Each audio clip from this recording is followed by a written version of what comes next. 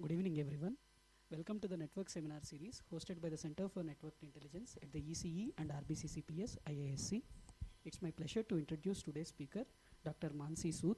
She will be speaking on reliable inference at scale using graph structure. Mansi Sood is a Schmidt Science Fellow at the MIT Laboratory for Information and Decision Systems, hosted by Devavrat Shah. Her research sits at the interface of network science, stochastic modeling and learning, with the aim of developing inference algorithms for large-scale networks that are both practical and provably reliable. Prior to this, she received her PhD in electrical and computer engineering at CMU, where she was recognized with the A.G. Jordan Award for Outstanding Thesis and Community Impact. She completed her joint BTech and MTech at IIT Bombay, where she received the Excellence in Research and Mentorship Award from the Department of Electrical Engineering. Her work won a Best Paper Award at the IEEE International Conference on Communications and a Graduation Day Award in the Information Theory and Applications. She has been twice recognized as an EECS Rising Star. For her contributions to outreach and mentorship, she has been honored with an Unsung Hero Award at CMU and the Advanced Graduate Ambassadorship of the Institute for Advanced Study, Princeton. Over to you, ma'am.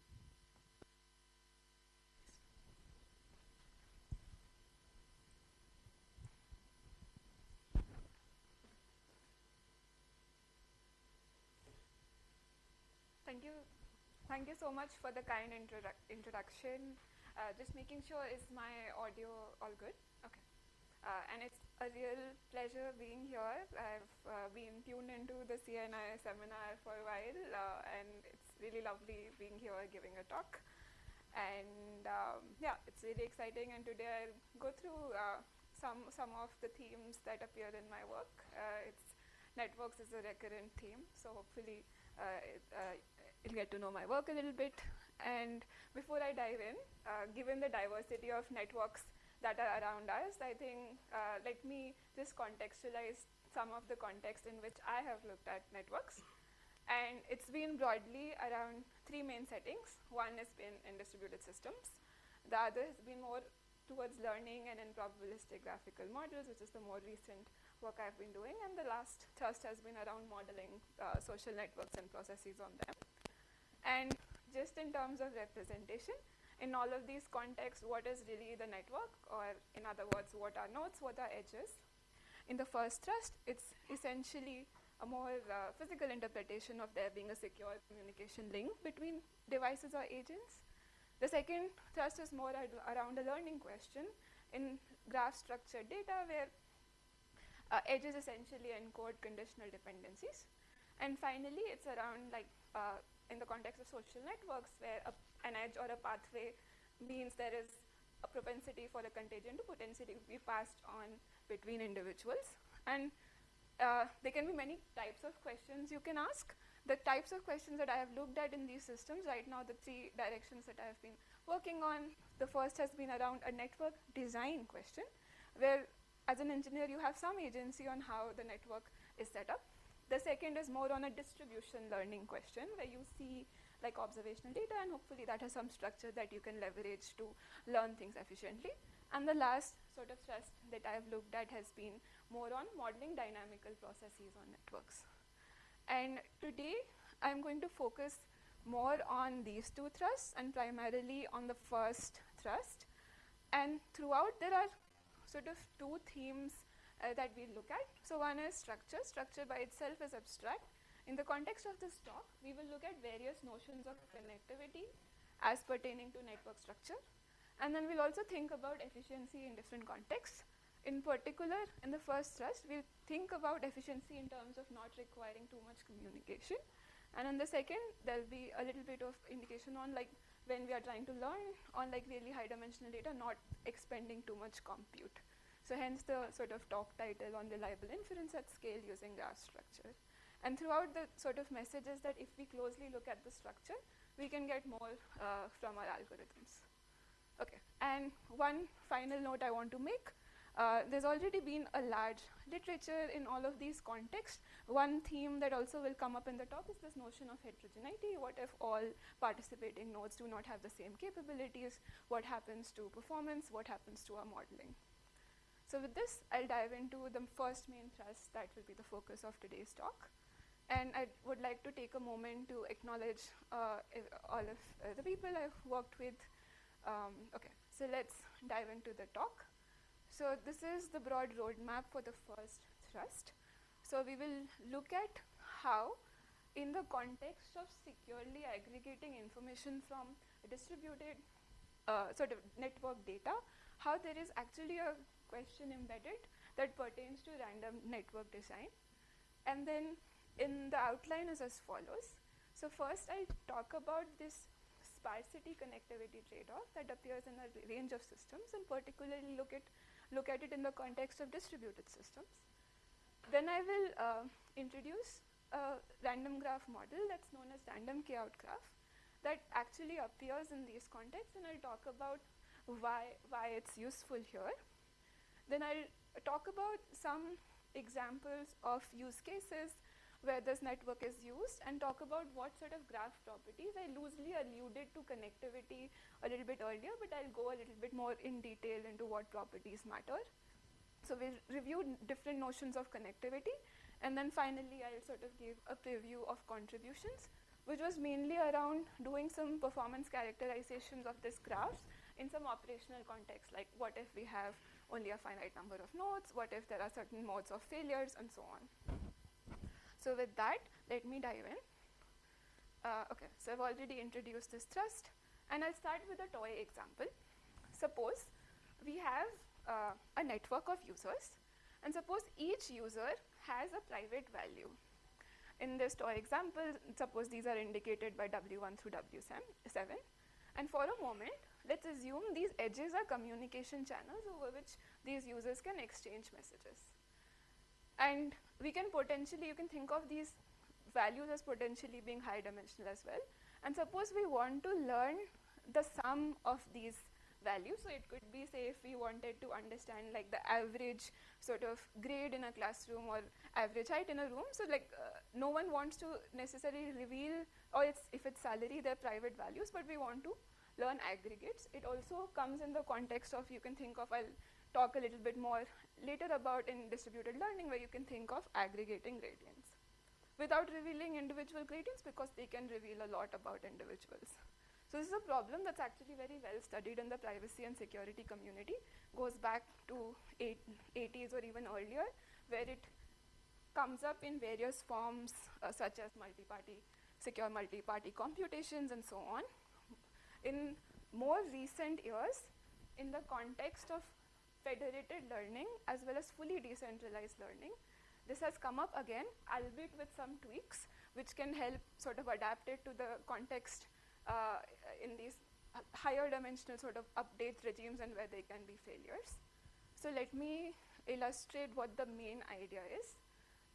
So one simple thing you could do is that on this graph, each pair of users could, with their neighbors, generate a mask. And then suppose you and I are neighbors, we agree on a mask that only you and I know, and I add it and you subtract it, so that when everyone broadcasts their masked updates, these aggregates get cancelled. There's actually works that do this with like more statistical primitives like noise. There's also works that do it with more cryptographic primitives, and both in the context of fully decentralized learning, where you could have a graph like this, or learning through a centralized server. I will make that a little bit concrete in a moment. Okay. So now one question naturally arises. So what if there's some nodes in this network that are malicious? And then what effectively happens is that, so suppose the nodes sitting at 1 and 6, they are adversarial. So they actually try to use the knowledge of the mask to reveal private updates, and in this process, some nodes get compromised. Okay, so in some sense, if you have more and more edges in the network, you're getting better connectivity. But actually, all of this masking raises communication cost. Imagine you have to do this masking for many, many rounds. So there's this inherent, in this setting, you can see this inherent trade-off where you could have a lot of edges to get a lot of masking and good privacy, but then that could hurt the performance in terms of creating a lot of overhead for communication.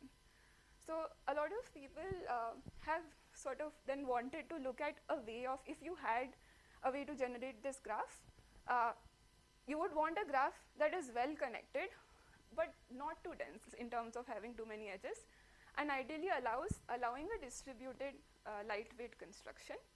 And for that, there's actually a random graph model in the literature which implicitly comes up in these contexts. It comes up with various names. It's known as the random M-orientable graphs or the random k-out graphs.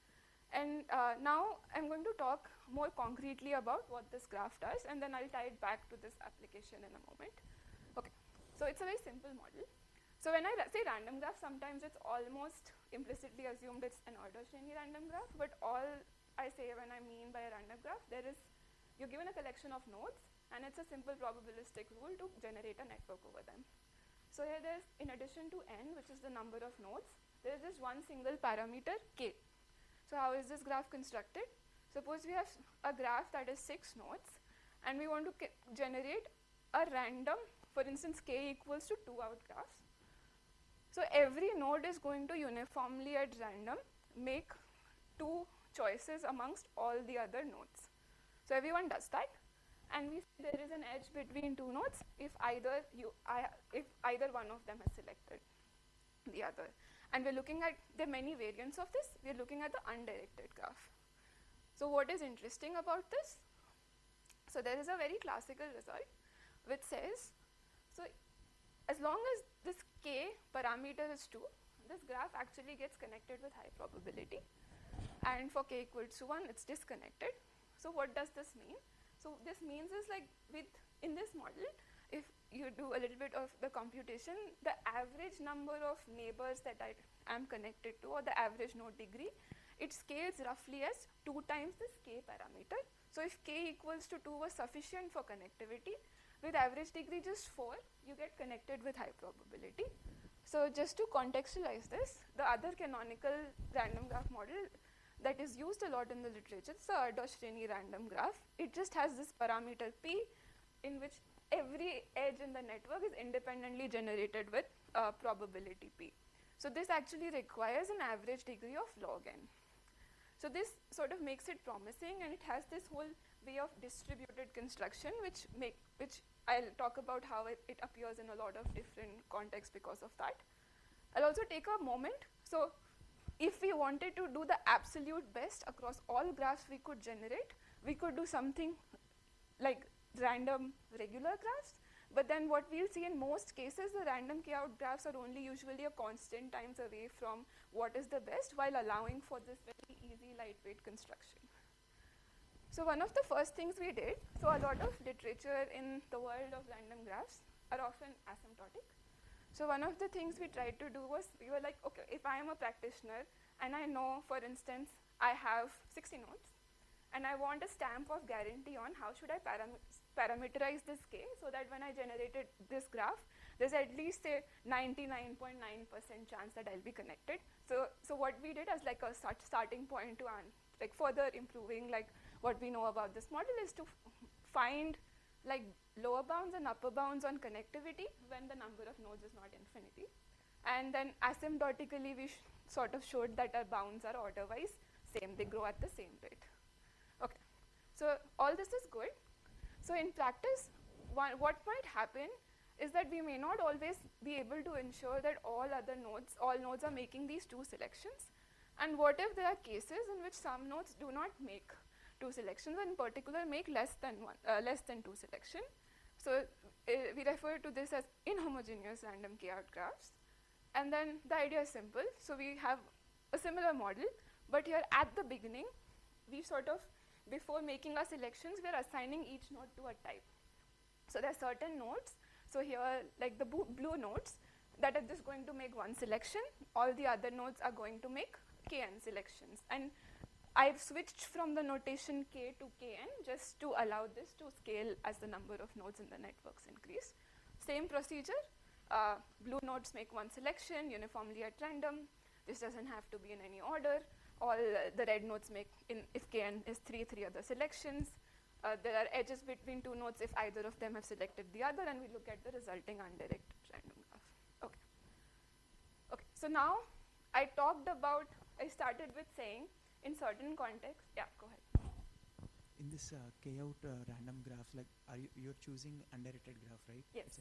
So when you choose a node and it chooses two nodes uniformly at random from remaining n minus 1 nodes, then does it what if it chooses node that is already connected to it previously? So for example, let's say node 1 has chosen like node 2 to connect with, yeah. But when node 2 is choosing like another two random nodes, it can choose node 1. Yes. So then do you consider this, or it's like you remove like whatever you That's an excellent question. So it's like an or. So suppose I chose you and I chose Ishwarya, and then you chose me and you chose someone else, so we will have an edge, and Ishwarya and I will also have an edge. Because like you've done maybe like obtaining bounds in this way would be somewhat loose, right? Like what do you think about that? No, because like when you want to say connected, like you are actually making a connection to already that is connected in bidirectional way. Yes. Then wouldn't it be better to change the model, like okay, I know like already connected person to yes. me, I will choose the remaining person, so in that like you would get better bounds? That's absolutely a great question. The reason we are sort of tolerating a little bit of redundancy is to not require a lot of synchronization. So there's no real notion of I am going after you or who's going when. There's no central, in a lot of contexts in which this is coming up, there's actually no central coordinator orchestrating it. So we are like taking a little bit of hit on potentially having had the best network in terms of the fewest edges. And that you can even argue like later on, why don't you just use regular graphs? So what we'll come at it, this is like sort of approximately there, but it's giving this distributed sort of selection. And I'll talk later, there's also ways in which like cryptographers like impose primitives where these selections that you make, they sort of get committed. So no one can also change. So there's this whole element of if you did not have a lot of trust in your system, if you wanted to do it in a distributed way, in an asynchronous way, then you use it. But it's an excellent question. Yeah, thank you. Okay, so just to take a stock of where we were and with the brilliant question that we got. So I talked about distributed systems. I gave one example of where one might care about balancing connectivity with sparsity. And then I said one of the ways in which people do this is by using this mathematical model known as random k-out graphs. And then I briefly talked about what is the, and I just want to clarify, when I say connectivity or one connectivity, all that it means is in the graph there is a path from every node to every other node. There's no subset of nodes that's removed from the entire network. So now I will just go more concretely over the context in which this has come up. I'll also share a little bit of my own story with how I got interested in this graph. So at the time when I was in CMU, I was also affiliated with the Privacy and Security Institute. And in a lot of different applications, ranging from like back in the day, there used to be ways of doing key pre-distribution to having secure sensor networks to close to when I joined, there was interest in blockchains and like routing with some anonymity guarantees. And then more recently, like the two pictures I have on the right is one is like the fully decentralized learning, and then one is like the federated learning setting. And actually some methods similar to this was implicitly being used in all of these contexts. And it was essentially, I think the bottom line is you wanted to balance sparsity so that you did not have a lot of communication or computation footprint. You still wanted reliable connectivity. I just spoke about one notion of connectivity. I'll make it more concrete what I mean by reliable connectivity. And this model was sort of being used more or less to generate this. However, what I realized, there were a lot of properties that would matter that were not studied. So I'll just talk a little bit more about that. So also to make this connection so I talked about this case when we had a communication graph to begin with, and we were trying to see how we could aggregate distributed network data privately. So some of you might be more familiar with the federated learning setting, in which there's a central server that can coordinate the process. Even there actually this comes up. And this comes up how? So in our toy example, recall that there was this communication graph that I began with. In the context of federated learning, this communication graph is a bit like abstract in the sense that you do your communication as a node through a central server, but through a key exchange protocol, you establish these masks with certain neighbors. And there, similar idea like to the random key out graph is being without actually like calling it that object was used.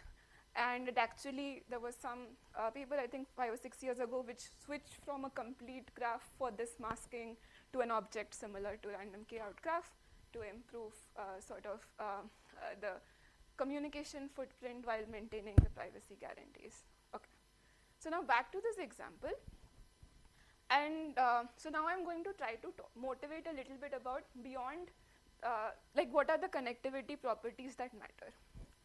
So going back to our example from earlier, suppose there were some sites in the network in which adversaries were sitting. Now, what happens effectively, all of the edges that were coming from these adversaries and the masks corresponding to them are effectively not helpful. So what you actually want is not just connectivity when you generated the graph, but ideally, even if there was a subset of nodes that were adversarial, you still want the subgraph that is left after removing them to be connected. So if that was the case, you wouldn't have something like the 7th node here, which does not have any masks with, say, honest nodes. So this notion of sort of what can you say about the connectivity of the graph when some subset of nodes are unreliable or fail, I will make this more concrete. Okay. So and when we think about these failures, I like to think about them in 2 ways.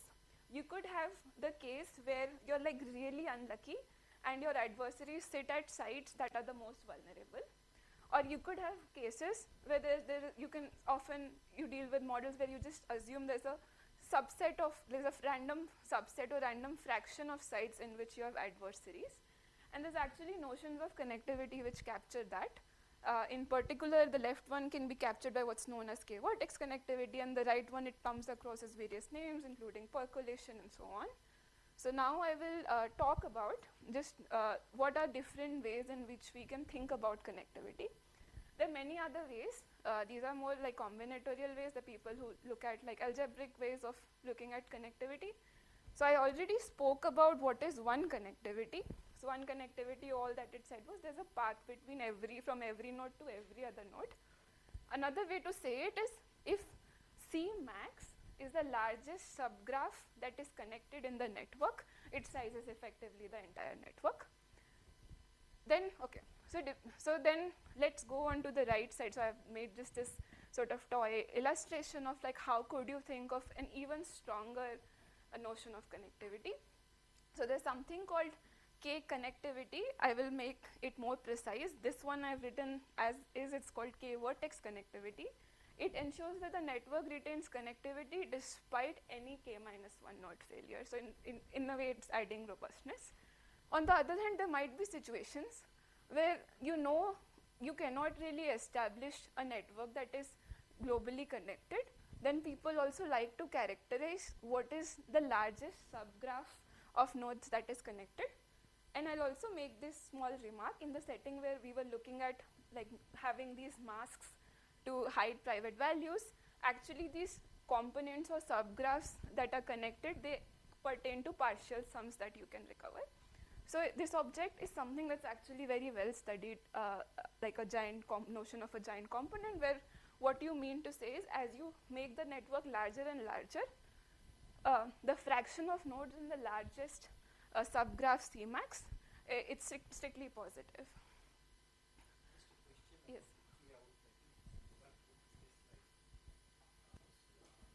Like the model or? You were pointing to the compromised node, Yes. this one. So if you have k out and k is 2, then you won't encounter a situation like this compromise. Maybe there are other compromises, but at least this one will be avoided because every node will have a degree, at Yes. least 2. Yes. So does that solve the problem, specific problem related to compromise that you have with k equal to 2 or more? So I think it depends on how many sites you are attacking. So if you're attacking, say, like 5 sites, then you can still solve it with k out. The property you will look at is 5 connectivity, or like, and so on. So it can still be studied. But what I'll get to is, so this, yeah. So in some sense you can get, just with that connectivity result, some guarantees on small attack sizes. The other thing I'll also mention is, if you allowed this number of like sites that you don't trust to be large, like suppose it's little of n, a fraction of the network, then also you'd ideally want to see how the results look. So yeah, but excellent question. Okay. Sounds good. So now, I've like laid out like 3 ways of thinking about connectivity. Then I also mentioned, we started off with this simple random k-out graph where all nodes made the same number of selections. I also introduced inhomogeneity. Now think of this as I'm taking a little bit of step back and talking about this model itself and trying to say what happens to all of these properties. First of all, like I'll talk to you about what is already known about these in the context of like the vanilla random k-out graphs or the homogeneous random k-out graphs. We'll also talk about how these are affected if you have with probability mu, which is strictly positive, nodes making just one selection. So there were actually 2 classical results by Fenner and Fries. And just to add to your point, so even the k vertex connectivity for k-out graphs, it's well studied, it's very clean, it is achieved really quickly. A few years ago, it was shown that the moment you have this even very few nodes making just one selection, you need the kn to actually grow unboundedly large. And then there are many, many questions, but like some of the things we tried to look at were, okay, so for one selection means there is a single instead of k equation one. So you think of this as, if I am a node, sorry. Okay. Yeah, sorry, go Yeah. ahead. So if I understood, I'll just repeat You the know, question. what does one selection Yeah. mean? Yeah. Yeah. So when I say one selection, let me actually, so as a node with probability mu, I'll say you are type 1. With probability 1 minus mu, you are type 2. If you get assigned to be type 1, you just make one outgoing edge at the construction stage. And at the end, we will look at just the undirected graph. It is interesting to think of this because it sort of tries to get at how fragile is this as a threshold. Okay, so there could be many questions we could ask, but just like I think we were talking about this earlier, so we know what is true for k-vertex connectivity, but what if you have a much larger attack size? Suppose there's like little o of n, a fraction of nodes. If they are attacked, what happens to one connectivity, what happens to the giant component, and so on. And I want to say that there's actually, this object comes up with, I think, various names. There's like the directed counterpart of it, and there are variants where there's like bipartite constructions, there are k-out graphs of subgraphs, so there's a rich literature, but within like the realm I defined, some of these gaps were there. And we tried to sort of bridge some of these. I don't have the exhaustive set of results here, but I want to just give you a sense of what some of the results we had looked like. So I'll start here maybe. So here, this is just one regime. So I already talked about how first we tried to sort of just for the simple one connectivity, tried to like make like finite n bounds and then asymptotically see if they could be improved. So that was one. Then what we did next, we looked at various attack sites. So if you had a random fraction of nodes that were occupied by adversaries, so we looked at various regimes. It could be like just little o of n, which is a vanishing fraction as the number of nodes increases. It could be a fractional size. I haven't written it. And then we said, how should you set this k parameter in terms of this attack size and the network size to get connectivity. Okay, so that was this set of results. Then we also did similar for the largest connected component, different attack regimes, and what can you say about that? Okay. Then finally, so after sort of plugging in these gaps for the simple K-out class, we said already there was some indication that if you have some a tiny fraction of nodes making less than say 2 selections, one connectivity is really fragile. You pay a lot, you have to have Kn grow unboundedly large. So then we tried to say if we repeated the same for K vertex connectivity, like what happens, and there's some results on that. And just in terms of this, the sort of takeaway from this is we have quantified, like I've not shown it, the scalings you need, but going from homogeneity in which all nodes were making more than one selection to a model in which some nodes were making fewer than two, or like they could make one selection. You paid a lot in terms of the average node degree you needed for one connectivity and K connectivity, but the largest connected component still was a pretty good size. Now I want to take you through a glimpse of how does one reason about some property like this, and I think it's an interesting sort of way of thinking about combinatorial structure in a network. So just zooming into how this result actually looks like. So the way some of these, okay, let me maybe just, okay. So the way, like zooming in, like the way this result, it's a little bit of notation, but I will parse through it and get us all to understand this. So in this, what we really want to see is what is the threshold in which in a lot of random networks, what happens, like similar to like physics, when you think of like how if you go from water to ice, there is this temperature, critical temperature, where you suddenly see a big change in behavior. It often is the same in like random networks, and what a lot of effort is done towards identifying these critical thresholds. Right now this looks like a big equation, but actually if you just plug this part in a network, this was just like 1,000 nodes of a finite size, and practice also these thresholds actually guide you meaningfully. So for instance, if you had a network of 1,000 nodes and you knew there could be say half the nodes which don't end up making say the number of that end up making one selection, could you like say how you should set this other parameter Kn? So these are like these phase transition phenomenon. And then, so what the only takeaway sort of I want you to read out, there is for this property of K connectivity, in terms of the parameters of the network, which for here is mu and Kn, we say how you can set it, or like what is the critical threshold after which it abruptly changes from 0 to 1. Yes.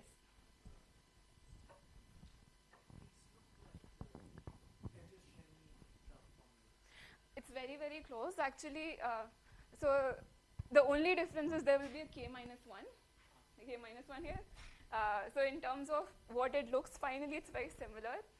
The journey to get to these are very different, because I think one thing that happens in this model, Erdo Shreni recall that was the model in which there was an edge between two nodes, which was just an independent coin flip. So there's this independence.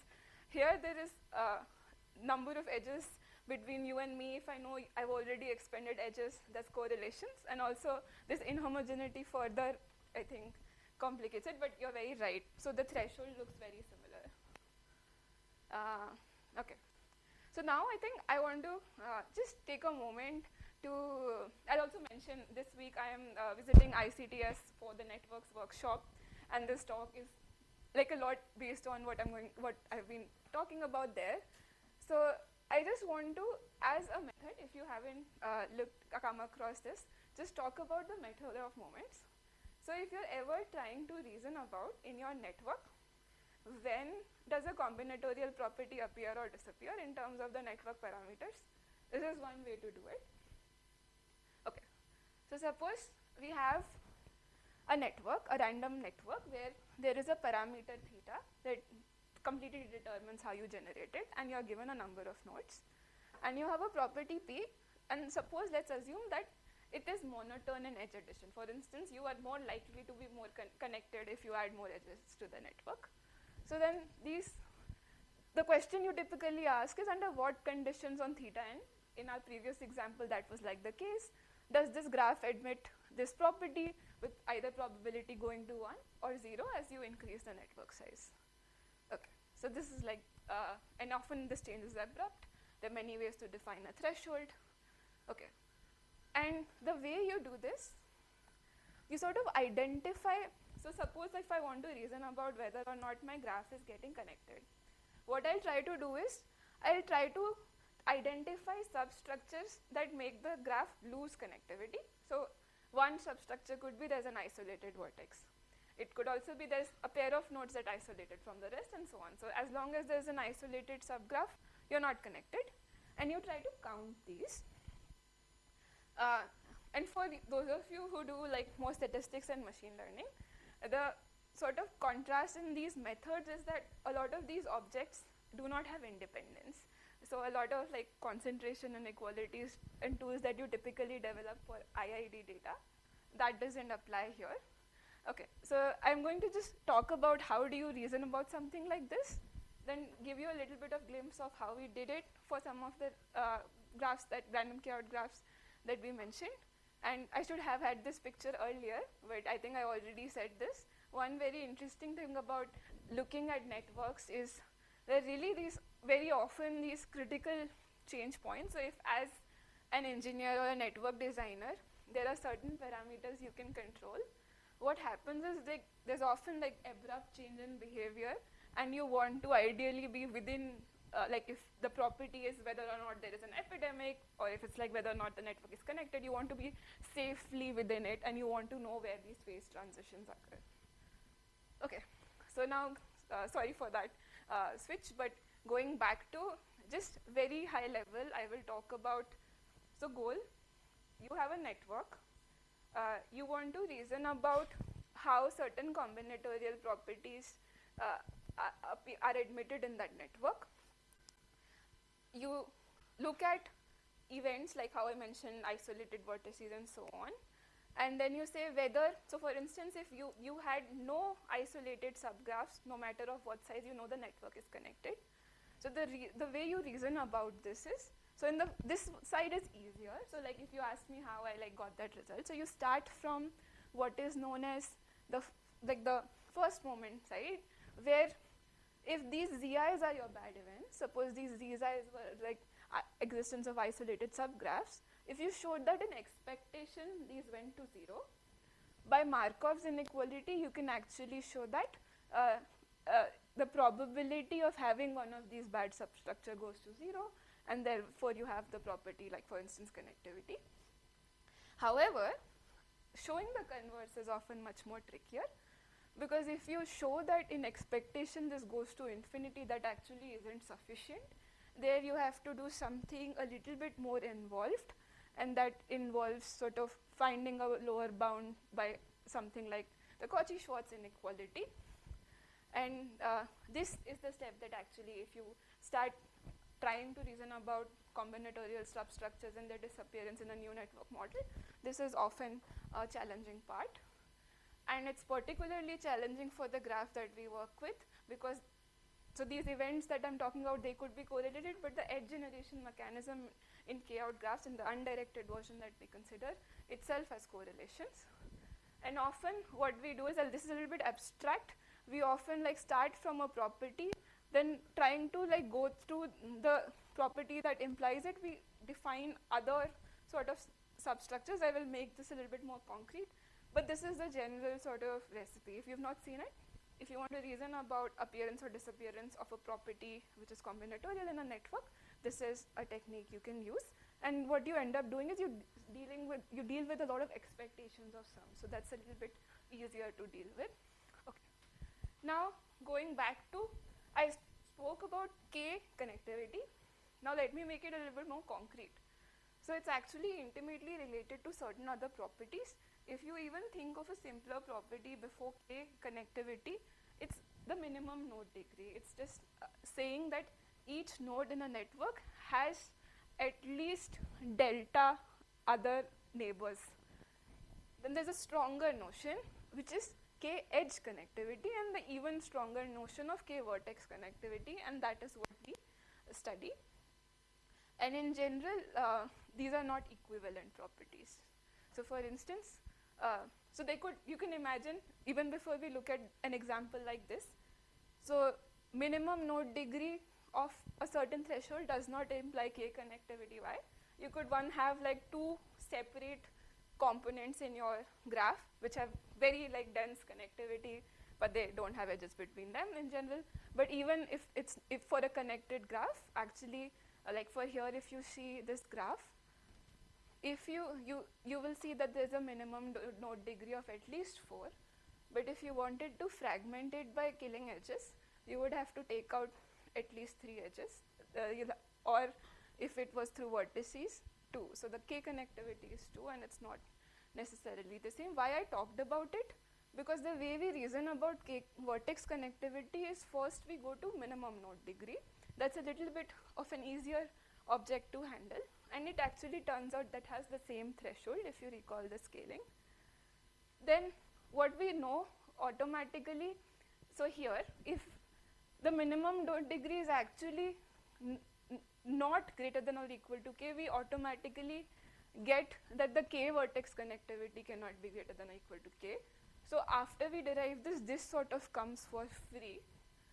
But then I will just go a little bit over this little high level. How does one actually talk about now k connectivity? So in this whole universe, the trick is actually to define events that we can actually track and be bound.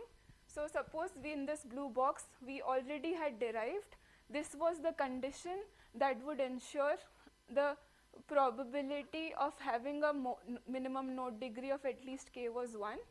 But then if we have this, how do we then go for a similar law for having vertex connectivity of at least k? Okay, so the way one does it, so if you look at the small Venn diagram there, so the way you do it, so since k vertex connectivity of at least k implies minimum node degree of at least k, you can actually express this expression as a difference between this, and this is the object that you've already shown that in the limiting case this goes to 1. If there was a way to show that this goes to 0 actually, then you're done. And I'll not go over, in the interest of time, in too much detail, but sort of the art then is to like show that this object in fact goes to 0. We like look at a series of arguments that make it tractable. There's nice, interesting, I think, visuals. I'll not go too much into the detail over them, but that's actually again giving necessary conditions under which these different events occur, but in the interest of time I'll not go into this. Okay, so zooming out, now I think where we started was that in distributed systems, like it is useful to be able to generate graphs that can balance sparsity with connectivity. And I talked about these examples around with privacy implications because to me it was surprising that connectivity had such a direct implication with privacy. You can also think about connectivity in general as the ability to securely communicate. Often it's also connected to convergence and so on. And then we looked at this object, random cat graph, which was there in the literature as a tool to generate these sparse yet well-connected topologies without a central coordinate.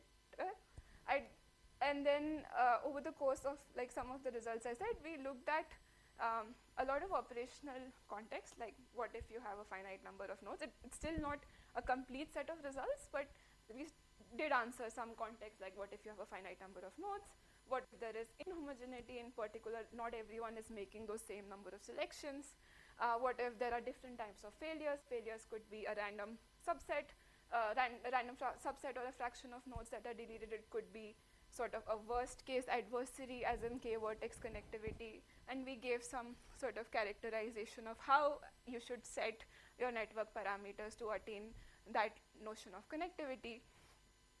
And then of course it wasn't a complete characterization. There can be other ways of looking at heterogeneity. And in more general, I think there's like this notion of random digraphs where you could have distributions over selections that nodes make. For component sizes, we only characterize the largest component. Actually, if you think of back to the pairwise masking setting, the component sizes actually reveal what sort of partial sums are revealed. So that's also important. Here we sort of assume that you have a one-shot static graph. Often the use cases in which it appears, people say they sort of generate this graph again after a certain amount of time. But in practice, I think you do not really make all of your selections from the entire network, but there's like maybe already you're constrained by geography or connections, and you cannot. So that's all interesting questions around this. I will, in the interest of time, quickly, since I talked about introducing two themes, I will quickly switch gears to the world of learning distributions. Various names come up for it. Some people call it probabilistic graphical models, Markov random fields, and so on. And here now, this graph will be capturing conditional dependencies in observational data. I do want to make a connection. So I think two themes we talked about were like sparsity connectivity. The other was k-vertex connectivity. So in this context, actually, these combinatorial properties come up as a tool to look at statistical structure in your data, so as to be able to build efficient inference algorithms on them. So just switching gears to a little bit to like another line of work I do. So in the world of graphical models, there's again thinking of combinatorial structure is nice. So in particular, say if you have these 7 random variables, x1, x2, x3, x4, x5, x6, xm, think of these as measurements across different timestamps or different spatial locations. There's actually this notion of a global Markov property, and it's very tied to this notion of, I think, vertex cuts. And I just want to allude it to say this interesting connections of combinatorial properties that appear in all contexts. So here, suppose we had these 7 random variables, and suppose we wanted to encode through this picture what are conditional dependencies in the system. So what this says is, we say that a collection of random variables is independent of another collection of random variables conditioned on what you delete. In a graph, if we condition on x1 and x6, these 4 nodes actually become independent of that, and that is what is done in like undirected graphical models and probabilistic graphical models. And there also, I think there is this inherent sparsity connectivity. If you did not, so in a way, every time you are like excluding edges in your network, you are saying there are some independence relationships, and there is this sort of trade-off between how many edges you have. You could just have a complete graph and encode no useful information. So this is this. So if you have too many edges, you don't really make assumptions on the dependent structure, but you also get a lot more parameters to learn. So this comes up there. I will just quickly now, I think, just give like a 2-minute sort of intro to like what type of work I'm working on in the realm of probabilistic graphical models, and then I'll pause for questions. Okay. So I've been looking at heterogeneity in the context of if you have mixtures of like graphical data that has like mixtures of exponential distribution or graphical models. One context that comes up is actually in causal inference as follows. So suppose you had a population in which you wanted to understand the effect of a treatment effect of a treatment on a health outcome. For instance, if you wanted to see what happens if you increase insulin dosage, what's the impact on blood sugar levels? And then you collect your data and say if you try to fit a line, you might say something like, oh, if we increase insulin, the blood sugar level increased. But actually, what you missed is there could have been different types in the population that had different trends. So this notion of heterogeneity comes up in a lot in causal inference, and one thing we are trying to look at is, can we look at mixtures? Like, so remember in the inhomogeneous chaos graphs, it was essentially a mixture distribution as encoding heterogeneity. So what we've been trying to look at is, like, for some questions, like here and more concretely, I don't have time to introduce it in the causal inference framework, where you try to look at impact of intervening on certain random variables. So there's a connection to mixed distributions, and particularly high dimensional mixed. I think this theme of heterogeneity and mixtures has sort of stayed with me throughout. And like, okay, I'll skip this for the purpose of time, but I'll just say that one thing that I've been working on more recently is this context of learning high dimensional mixtures, seeing how they connect to causal inference. And there's an interesting connection to graphs, where in the observational data you can look at structure as encoded in probabilistic graphical models. And here I did mention, like, I have had this running theme of trying to use the graph structure to improve efficiency. We try to, like, improve how much compute you have to expend to learn these models, but this is a short promo. I'm happy to talk more about it.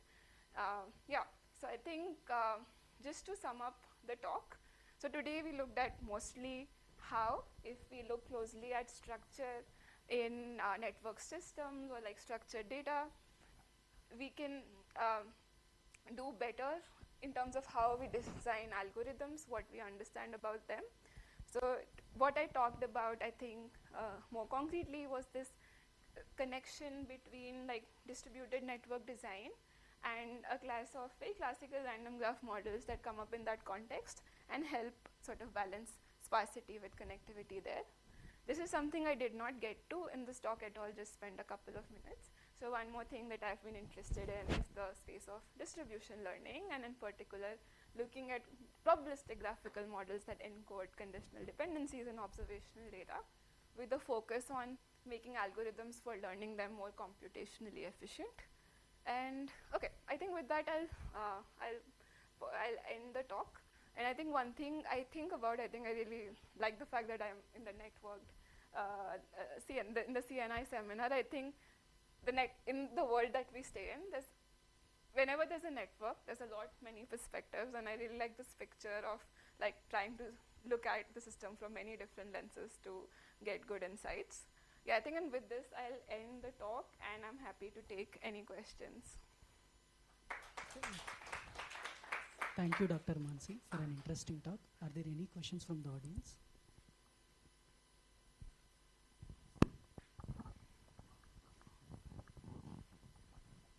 You started out with secure aggregation. So David has this approach to aggregation based on computing minima of exponential random variables. So you generate an exponential with a parameter equal to your value, and then compute the minimum, and that gives an estimate of the sum. Is that approach secure enough for your needs, or is... I see. So could you, I think I might have briefly encountered that. Could you give me more context on it? So we are a network, and we have, like, our data. Value. Yeah. So the sum of if you generate an exponential with parameter equal to the value, the minimum of these has parameter equal to the sum of the values. So the minimum gives you an estimate of the sum. That's a very good point. I think one thing that I think about the context in which this came up is, one, there's, like, very high dimensional data. I don't know how that will scale. The other part that I did not talk about at all, so do you remember when I introduced secure aggregation, I talked about some papers in the 80s, and I jumped to recent years. What I think a lot of advance has come up in is if you actually have nodes that drop out. So you lose masks. And there's actually something like secret sharing that goes on top of this. So two thoughts that come to me are, like, if you have high dimensional data, and if you also have nodes dropping out, this approach is better adapted. But I think what you're saying is, if you had, like, one value, wanted something like clean, lightweight, I think that probably is, like, a good.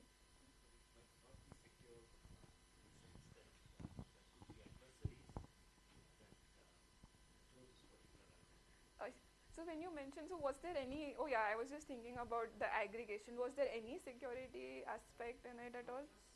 As a aggregate. I see.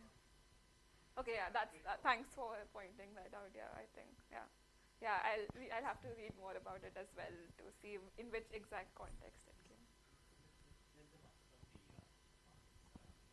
So we have one question from online participant. They ask us, is there some intuition for choosing random k-out graphs over random k-regular graphs in terms of connectivity properties? Excellent question. If your goal was to solely optimize for getting the best connectivity notion with the fewest edges, I think random regular are great. The reason why these came up in all of the contexts they came up because they had this very simple distributed construction that could be sort of superimposed with um, the algorithms running on them. I don't have often also the theoretical results, like at least for simpler properties, are only like a constant factor of what you would get with random regular. For instance, if you wanted k connectivity, I think it's the number of edges you need is just a constant 2 off, so it's not that bad. So I think those are some of my thoughts on it, but yeah, excellent question.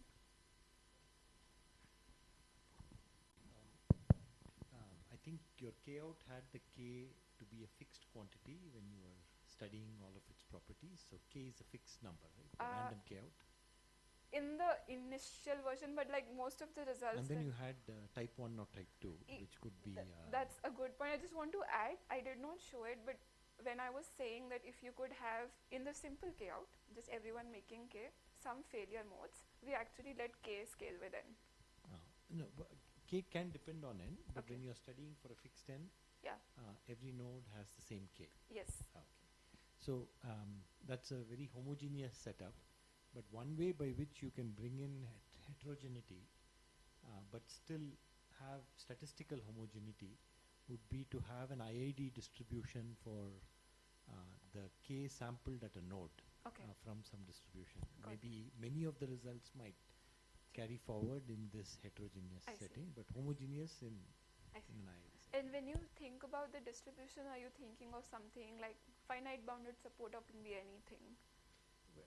I think finite bounded support would be simpler. Okay, The other thing okay, will okay. lead to technicalities which might be problematic. Okay, yeah. I think that's a good question. I'd like to add, when I was reading recently, I think often people like talk about random digraphs. There are many names for many different objects where they try to have this general notion of distribution for the directed graph. The questions I think they go for is with bounded degrees, what can you say about percolation thresholds? And I have to resolve exactly what those methods can give and how you go from directed to undirected. But excellent. There is one graph that I came across by Richard Law and a student of his from Maryland. And they looked at this sort of randomness generated at a node, which is the k. Mm-hmm. And then the number of connections that this node makes would be based on that random k that is sampled. Okay. And of course, others are also doing the same, and you make the graph in exactly the same way Okay. that you're Wow. doing, except that the k is coming from some distribution. Okay, that's very exciting, and I'd be curious to see what properties and context it was looked at. And Another question I have is related to the connectivity probability is 1, it's 0, and then there is the phase transition. And of course, you have the k minus 2 log n, and then the omega of basically a sequence that goes either to plus infinity or minus infinity. So I'm willing to hazard a guess. I think if you choose a constant c and have the what was the parameter that you are essentially looking for? so there's k and mu, but you can compose all of them in the average node degree. So the threshold could be talked about in terms of average node degree, in terms of. So if you had a c, Mhm. then you would essentially connect with probability that is a monotone function of c. Okay. And maybe that because in heterogeneity graph that Exactly. function is fully characterized. Yeah, that's very interesting. So it's I think the logistic distribution. That's the one I'm that aware comes it's out. fully categorized. I don't know the functional form, but I think that's a good point. So I have a feeling that you're almost there in this Okay. setting as well, and Okay. the same result might apply. Maybe the function would be different because I see. the finer aspects will determine what that function is. And Yeah, some of very the- interesting. I'll look into it. Last question or comment is there must be a weak limit for the graph in the local weak sense. This is something I'm not sure about yet. Mm. I know.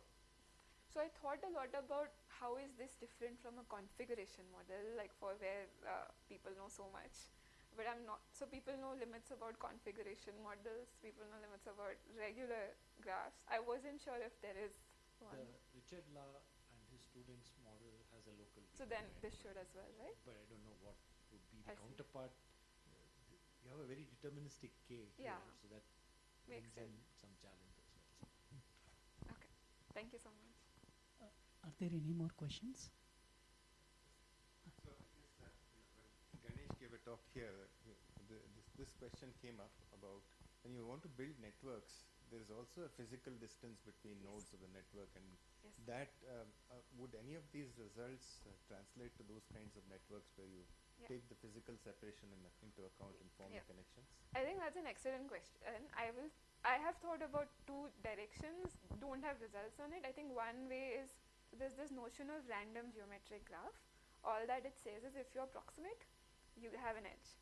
So what you could do is take this graph and intersect with it. So like we generate this mechanism, but then we only retain edges if we approximate. So that's one way of formulating it.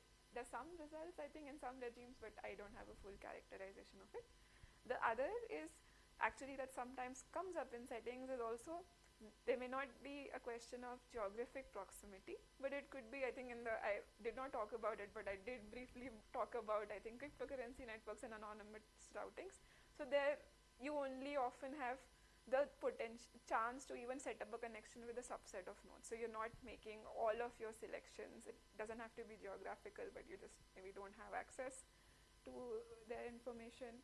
So people often study this object called K-out subgraphs of large graphs, or given a graph, and that is modeling your physical proximity or connection. And then what you can get for those general graphs are sometimes like very loose results, but these are all good questions. I think So we have another question from same participant, Janki Murthy. She asks, like, in the inhomogeneous model, does the parameter mu affect connectivity properties? It seems like the results depend only on Kn. That's an excellent question. I think I rushed through the results very fast, but mu does actually matter. In fact, if you have mu strictly greater than 0, no matter how small it is, it actually costs a lot in terms of what you need other nodes to do to get the connectivity. I guess Professor has addressed all your questions. So please feel free to connect with the speaker by having refreshments at our coffee hut. Thank you all for attending and have a great evening. Thank you so much.